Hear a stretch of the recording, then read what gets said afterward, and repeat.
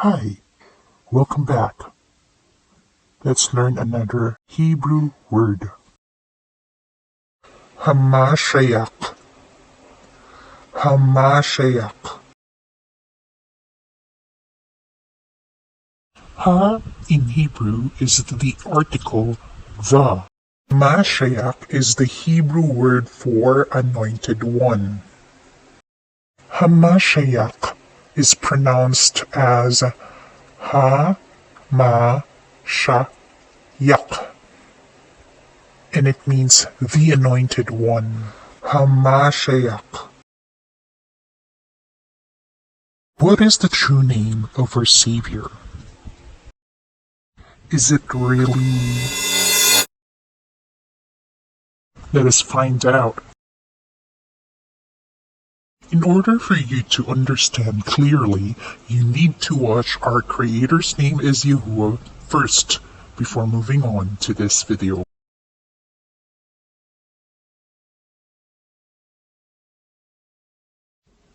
The origin of the name Jesus Christ came from numerous names of deities from different empires. Let us go to them one by one.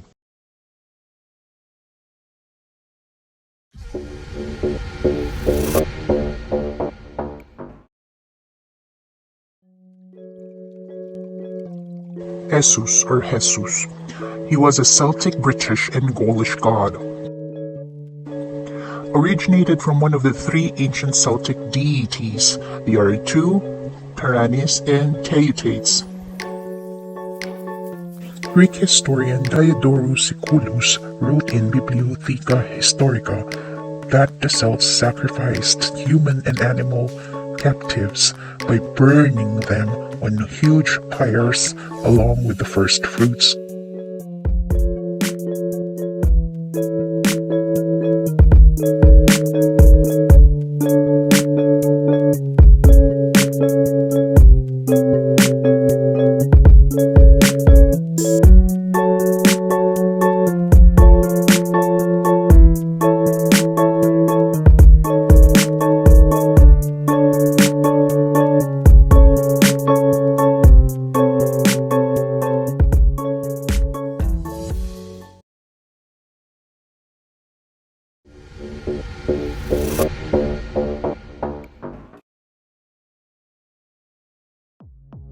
Krishna, one of the most widely revered and most popular of all Indian divinities, originates from the Sanskrit word, which is primarily an adjective meaning black, dark blue, or the all attractive.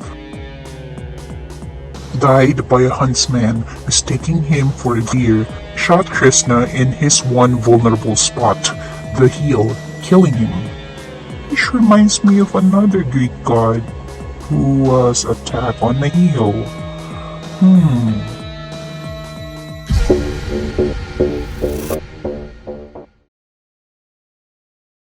Of the many deities, Isis is a major goddess in ancient Egyptian religion.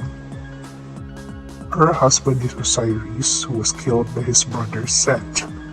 Her son is Horus. These are just the three names that you need to know: Isis, Horus, and Set.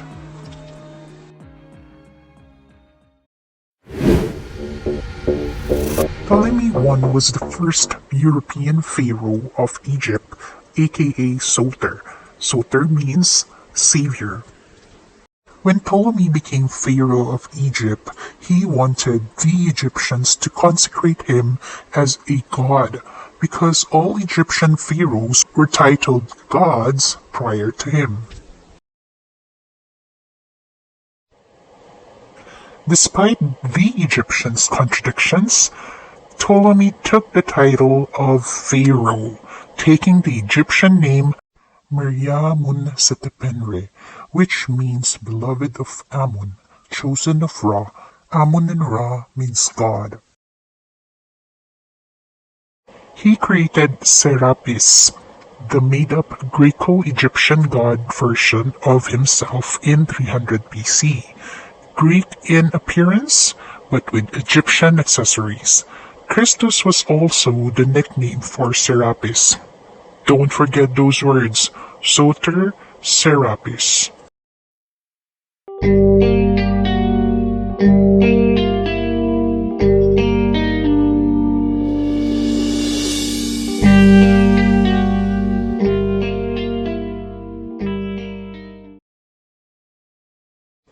Originally from Greece, Egypt's Ptolemy sought to unite Greek and Egyptian subjects. He created Serapis as a god both Greeks and Egyptians could worship. Serapis fused the Greek and Egyptian kings of the gods, Zeus and Ammon, with Osiris, Egyptian lord of the underworld. This unusual two-headed bust of Serapis combines human and animal features. It has the horns of Apis, the Egyptian bull god, who became Osiris Apis upon that, and the curls of Greek gods. So when Ptolemy created Serapis, he took note of the Greek and Egyptian gods, fusing them together into a Serapis, which is favorable for them to worship.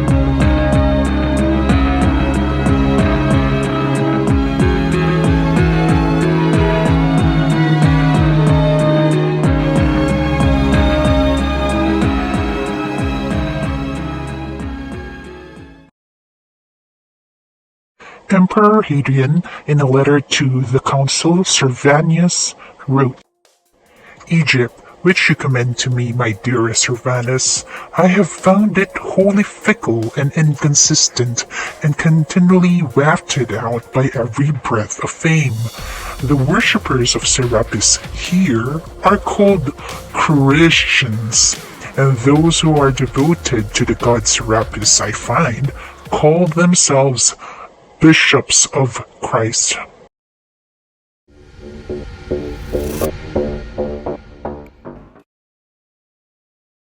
Jesus Christos.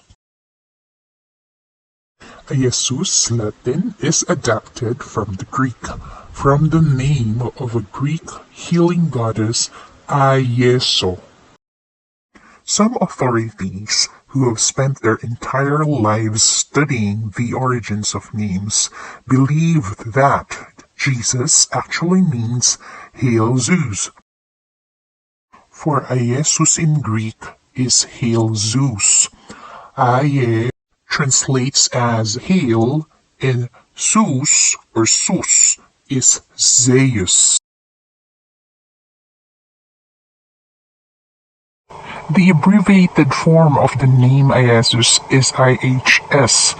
IHS was a mystery surname of Bacchus, a Greek sun god and also commonly known name for Tammuz. Remember Tammuz?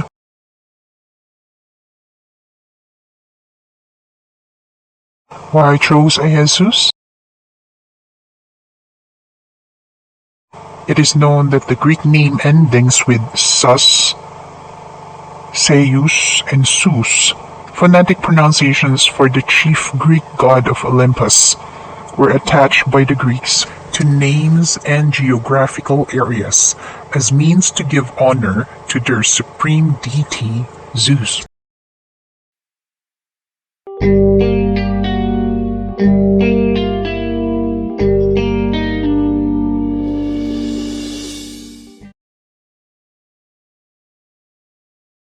C.M. Hegg says, the name Jesus is nothing more than a perfectly natural transliteration of the Greek name YESHAYAHU, which in turn is the best possible transliteration of the Hebrew name Yeshua.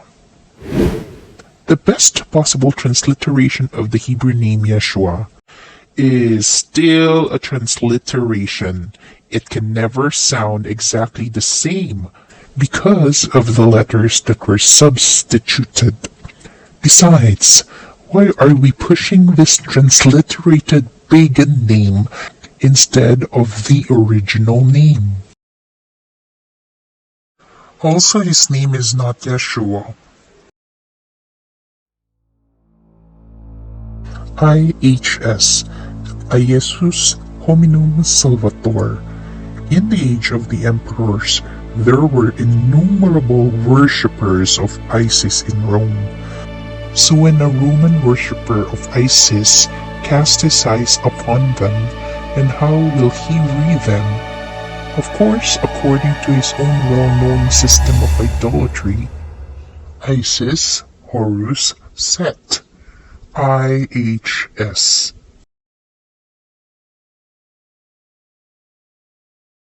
What happened at the Council of Nicaea? What was Constantine's intention at Nicaea?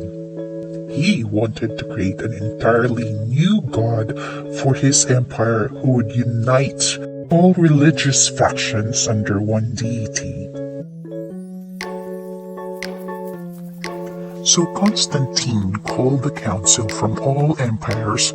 They're mostly Greeks, Africa, Egypt, Gaul, Pannonia, except British presbyters or councils. 53 gods were given but were shortlisted to 5, namely Caesar, Krishna, Mithra, Horus, and Zeus.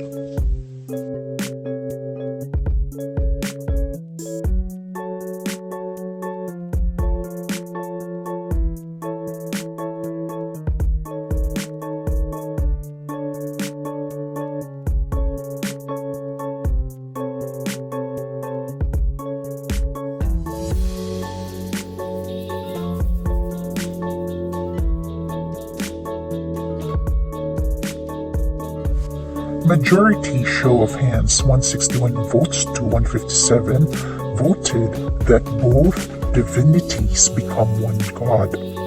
In 325 AD, a new god was proclaimed and made officially by Constantine, legally placing Jesus and Krishna among the Roman gods as one individual composite.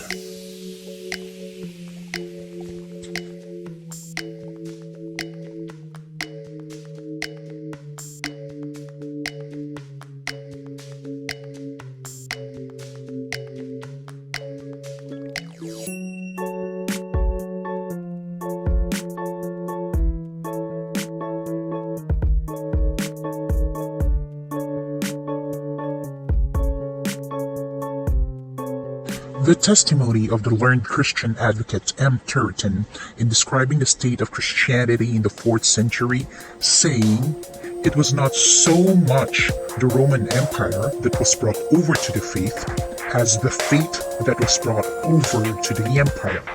Not the pagans who were converted to Christianity, but Christianity that was converted to paganism."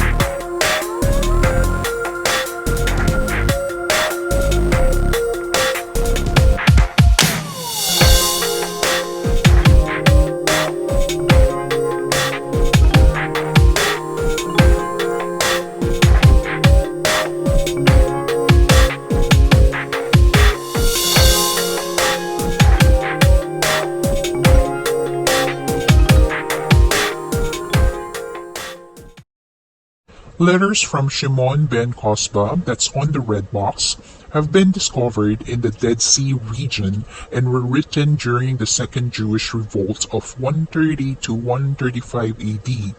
These letters are written in Hebrew, not Aramaic or Greek. This proves Hebrew was a commonly used language in Israel during the 1st century CE. After the death of our Savior, the people living in Israel were still speaking in their native language, Hebrew, and there's no doubt about it any longer that our Savior's name is indeed Hebrew. So why do we need all these transliterations? President Reagan's name remains the same in all languages. Hitler's name remains the same in all languages. Michael Jackson's name remains the same in all languages. So why can't our Savior's name remain the same in all languages?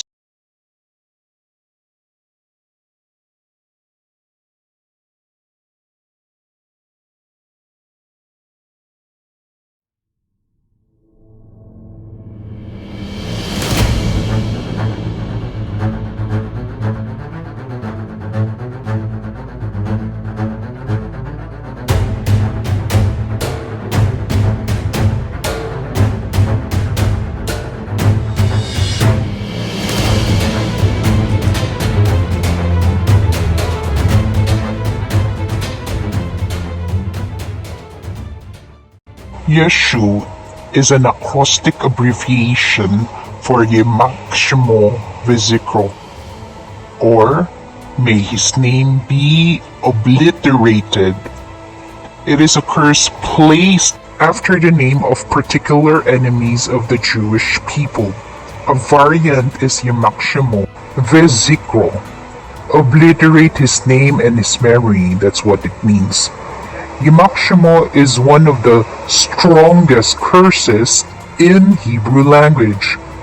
During the post-biblical period, the further shortened form YESHAYAHU was adopted by Hebrew-speaking Jews to refer to the Christian Jesus. However, Yehoshua continued to be used for the other figures called Jesus.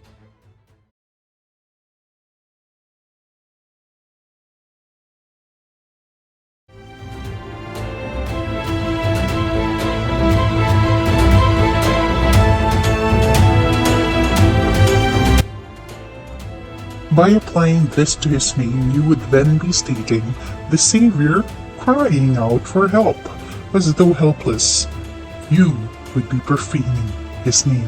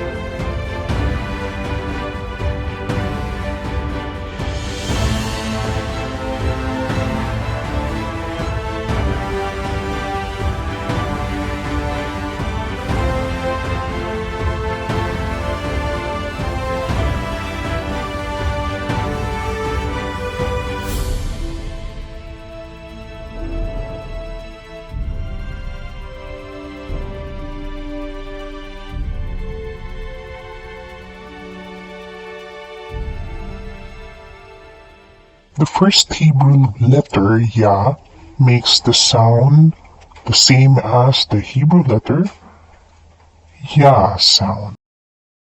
The second Hebrew letter Ha makes the Ha or the A sound. If you combine the Hebrew letters Ya and Ha, will make Ya sound.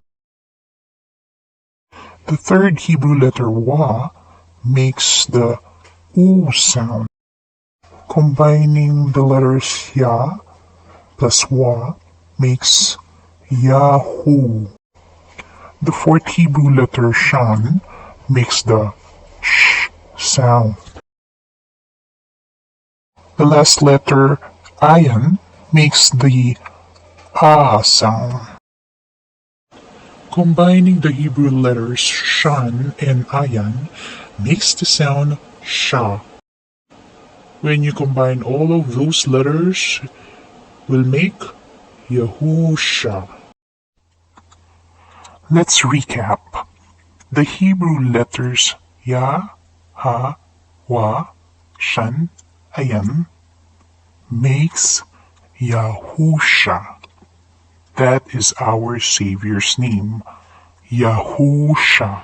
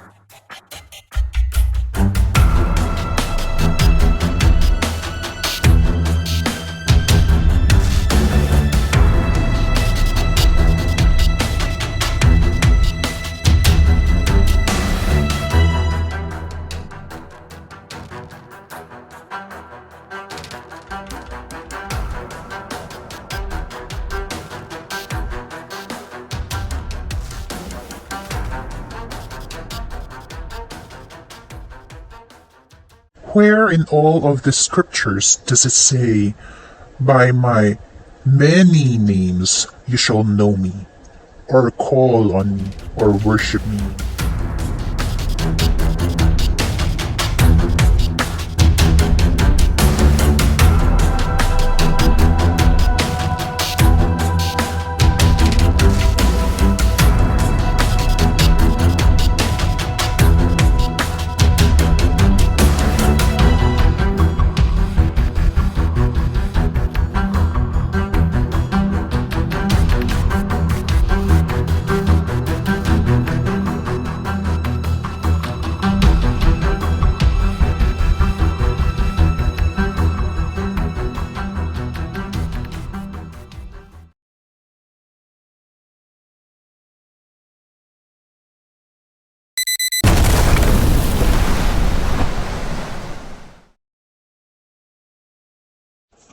Real talk.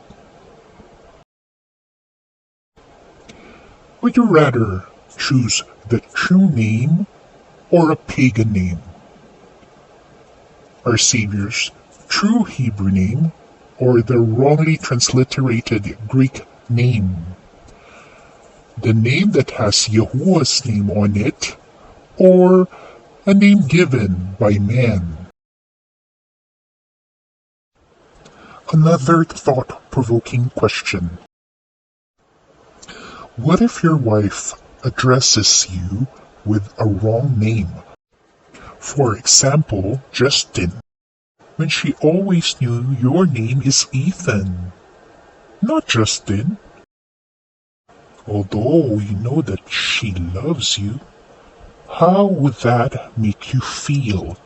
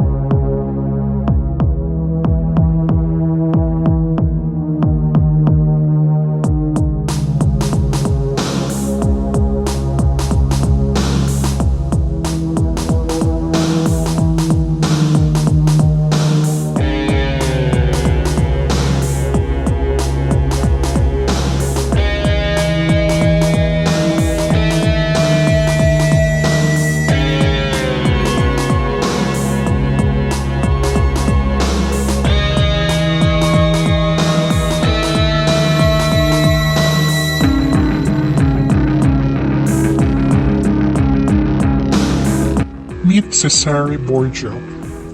He is a 15th century Italian cardinal, the son of Pope Alexander VI, born September 13, 1475 at Subiaco near Rome. His father made him a cardinal despite only being a teenager. Cesare fashioned himself into a military commander. He is also famous for his shrewd diplomacy and military abilities.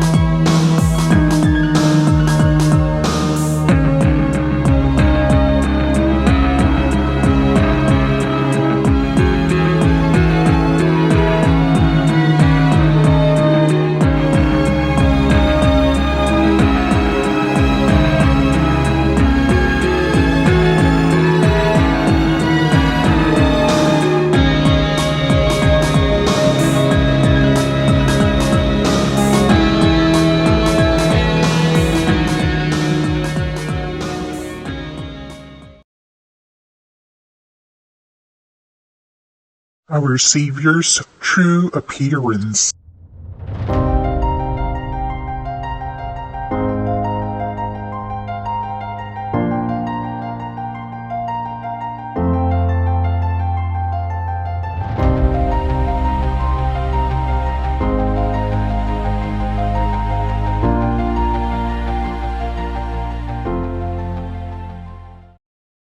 Who is Yahusha? Yahusha is Yahuwah in the flesh. He is the Aluwa and our Creator. All things have been made by Him. He was known in the Old Testament times as Yahuwah, from Adam to Noah, from Abraham to Daniel to Nehemiah. Centuries after, he was known as Yahusha by Simeon and Hannah. To the 12 disciples, his name was hidden for a time, but now is found. His name is revealed only to those who purposely seek him. He came to earth as a human, so we can relate to him not only as an Aluwa, whom to fear, but as a father who can understand our everyday dealings. This all-powerful, all-knowing Aluwa of all creation came not as a king, but as a servant. Came to fulfill the law by taking upon himself the consequences of our sins. He took it all. The incessant ridicule and sarcasm of Pharisees, the flogging, the thorns brutally placed on his face. He took the curses of our sins so we can be saved and more. He was despised, spit on, rejected, but he endured it all because he loves us this much, equivalent to giving his own life. We were originally his, but he gave us our own personal choice. What Yahusha has done is incomparable to what the gods of this world can give. After all, they're man-made statues. That is why Aluwa therefore has highly exalted him and given him the name which is above every name, that at the name of Yahusha every knee should bow, of those in heaven and of those on earth and of those under the earth, and every tongue should confess that Yahusha Mashiach is Master, to the esteem of Allah the Father.